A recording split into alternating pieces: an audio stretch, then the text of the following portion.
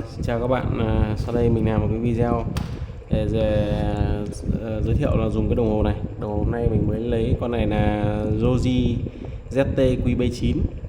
Thì con này nó có nhiều cái chức năng tự động cũng hay. Đấy, thì mình sẽ đo thử một số cái linh kiện cơ bản qua con này nhé. Đầu tiên là mình sẽ đo điện trở đi, đo điện trở. Đấy, thì con này nó có nhiều cái nó tự động rồi. Ví dụ như mình đo này, đấy mình cho cái con hai đầu con trở đấy nhá. Đấy, mình kẹp hai đầu cái đo vào hai đầu con trở. Đấy.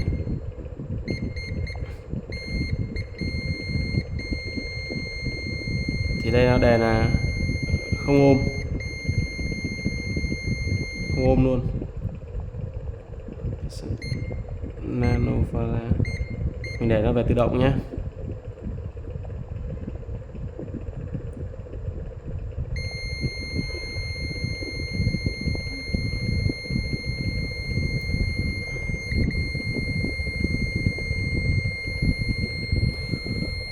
Không ôm bạn, nó báo là không ôm nhưng thực tế con này là một ôm. Thực tế là một ôm. Đây mình đo thử những mấy con khác nữa xem là cái sai số nó có nhiều không nhé.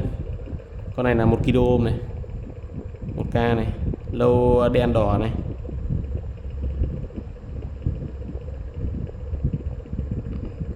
Chuyển về thang đo ôm ấy, auto này. Đấy thì nó là ra là 0.9 0.96 0.968 kilo ôm. Đấy, 0.968 kilo ôm. Rồi bây giờ mình đo tiếp cái con này là đỏ gì đây, giờ mắt bắt đầu kém rồi các bạn. Đây mình cứ đo thử xem con này là bao nhiêu ôm này. Con này là đỏ lâu,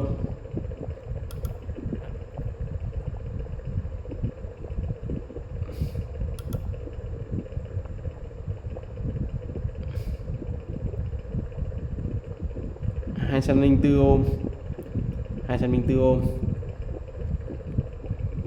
Đấy, mình sẽ đo thêm con trên cái mạch này đi, đo thử trên cái mạch này, mấy con trở công suất này xem là bao nhiêu ôm nhá.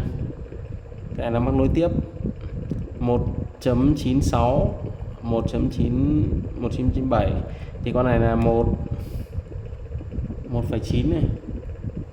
Đây là tím 1,7 thôi. Đây 1,97 này. Con này cũng thế này, hoặc 1,97. Mình đo hai con này nối tiếp nhau này, bên này mới là nối tiếp này. Đấy thì nó là 3,9 này, 3,9 kg. Rồi về đo điện trở thì cũng không chính xác lắm. Bây giờ mình đo thử tụ điện nhá. Con tụ này là 220 microfarad này. Đấy, mình cũng để là dương âm này. Đây nó đang báo là volt này. Các bạn chuyển nó về thang đo, nó báo là nanofarad này.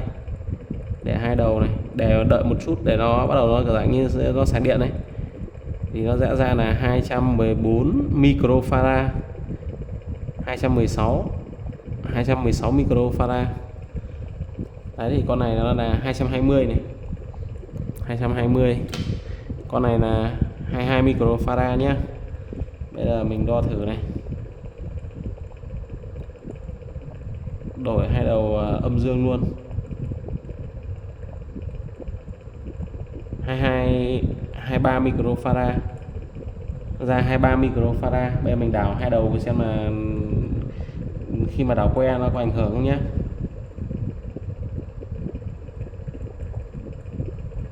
Vẫn ra 23 microfarad. Vậy là khi mà các bạn đo tụ ấy thì bạn quay chiều nào cũng vẫn ok nhé, quay chiều nào vẫn ok.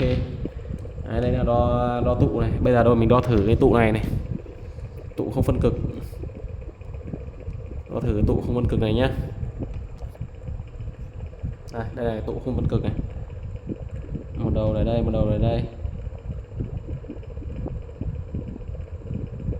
3,26 microfarad. Đấy, trên này nó ghi là 335, tức là 3,3 microfarad. thì con này nó lại ra là khi mà đo này thì nó là 3,256, cũng gần chính xác, đo tụ này là tương đối ổn đấy. Thế còn bây giờ mình thử đo cái tụ này tiếp theo đi, cái tụ nhỏ này nữa này. Tụ này thì bé tí không nhìn thấy. 257 258 nanofarad, 258 nanofarad đây, con này. Đây còn một con tụ hóa này nữa. Tụ hóa này là 3,3 microfarad này. Đây mình đo thử này. Chập hai đầu quay đo vào hai đầu của tụ nhé. 3,36 microfarad. Phải đo tụ là tương đối chính xác này. Rồi, đo tụ xong rồi thì bây giờ là mình đo thử diode. Đo thử diode nhé. Đây là con diode này. Mình chập hai đầu quay đo vào này. Đây nó đang ở chế độ đo tụ thì các bạn phải chuyển nó về chế độ đo diode bằng ấn nút cell này này. Đang là auto này, ấn tiếp phát nữa này, đây nó có thang nó báo là diode này. Thì cái chiều này nó đã báo là không có điện áp này. Bây giờ mình đổi hai đầu quay đo này. Đấy thì cái áp rơi ở trên nó là 0,542V. Tức là khi con này dẫn ấy, thì cái điện áp rơi trên này nó sẽ là 0,542, gần 0,6V. Tức là một con này nó sẽ sụt áp mất gần 0,6V. Bây giờ mình đo thử con nét này nhá. Chiều này là không lên này, đảo quay đo này. Thì con này nó sụt áp mất là khoảng 2,6V này. Đấy, đây. Khoảng 2,6V. 2,6V là con này bắt đầu dẫn. Còn các bạn cấp khoảng 3V là vẫn ok. Đấy, thì đấy là đo diode rồi đúng không? Đo tụ diode rồi, điện trở rồi. Thế còn đo điện cuộn dây. Đây, ví dụ như mình có cái cuộn dây ở trên cuộn dây biến áp này. Bây giờ mình đo thử xem nó thông đâu. Thì đây. Mình vẫn để cái thang đo ôm thôi. Đấy. Thì đây nó báo là không ôm này. Đấy. Coi như là thông mạch, đo thông mạch. Đây, đấy. Bây giờ mình thử đo cái bóng đèn này nhé, xem là bao nhiêu ôm này. Để hai đầu này. Đây nó đang báo là thang đo volt này, thì mình ấn vào, bao giờ nó báo về cái chế độ đo ôm. 204,5 ôm. 204 ôm là điện trở của con đèn này. Đấy. Ngoài ra ấy, thì nó có những tính năng như sau.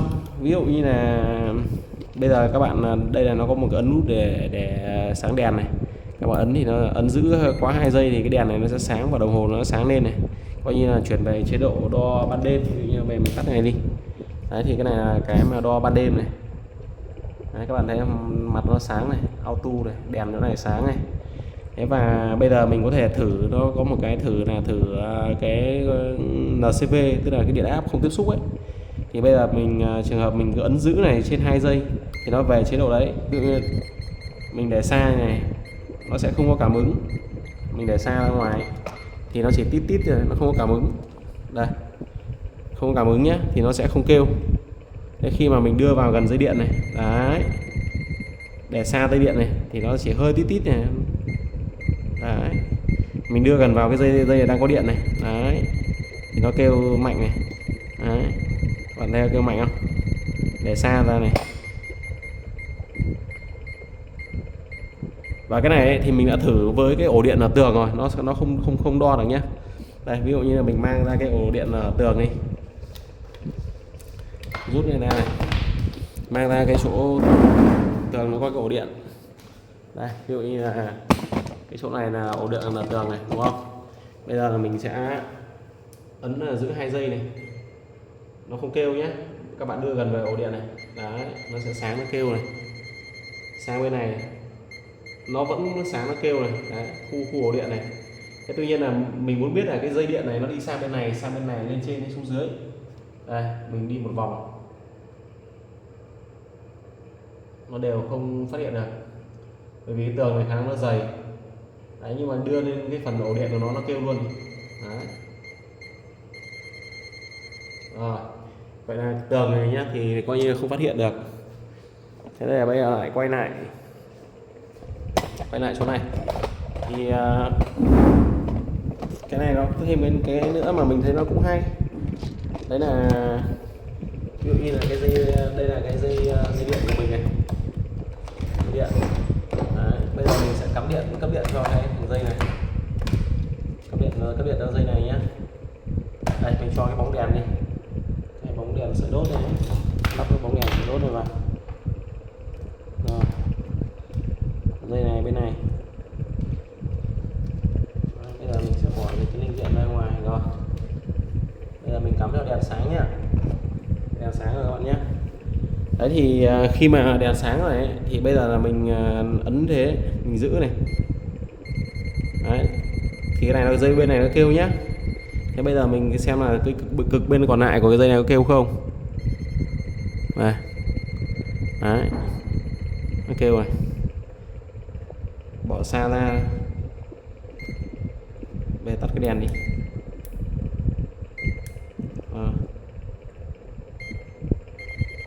Kêu này, bạn này kêu không?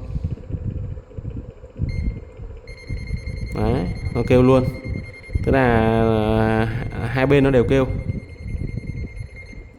Vậy là kêu này thì các bạn sờ nó sẽ giật. Thế và nó sẽ đo được cả dòng nhé. Đây, ví dụ mình muốn đo dòng này, mình sẽ kẹp cái đầu kẹp này vào đây. Đấy. Đây là đang báo là DC nhé, thì cái này là AC. Đấy, thì các bạn đưa về AC, này thì nó sẽ báo là 0.01 ampere, 0.01 ampere, và điện áp đây là AC này. Bạn nhìn rõ nhỉ? Đây, mình zoom lên một tí. Đấy, AC này 0.01 ampere này. Thế tuy nhiên là nếu như đấy là các bạn, khi mà các bạn đo dòng các bạn phải tháo hai cái đầu cái đo này ra nhé. Còn nếu mà các bạn cắm đầu cái đo này vào nó sẽ không đo được dòng.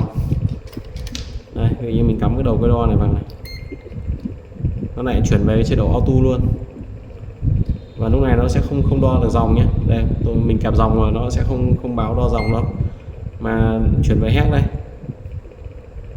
héc này nó báo không đúng nhé, 19.95. Đây là lúc này nhảy đến 51, 50. Đấy, này không.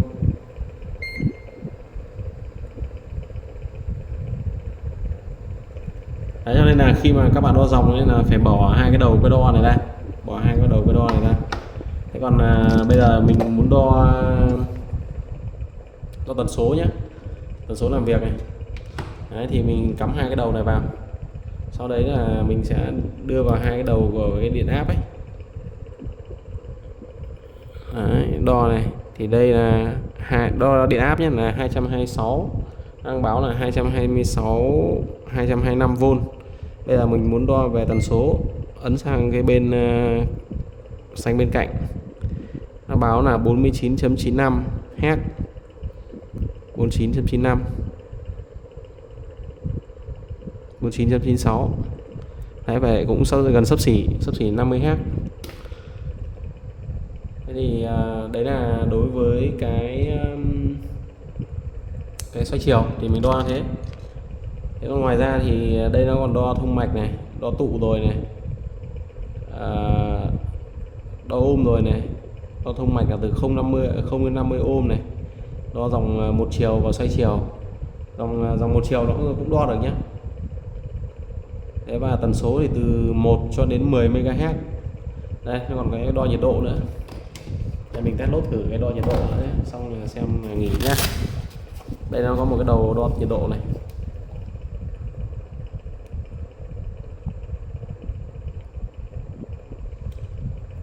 Đo nhiệt độ thì bây giờ mình sẽ phải rút hai cái đầu này ra.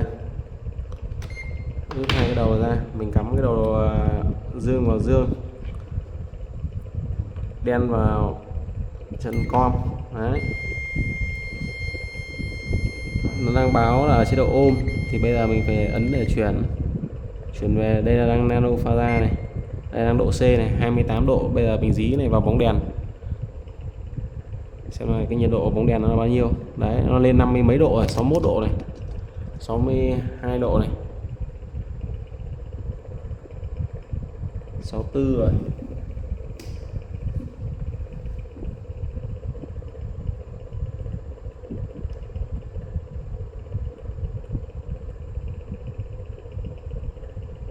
Năm mươi ba, 54.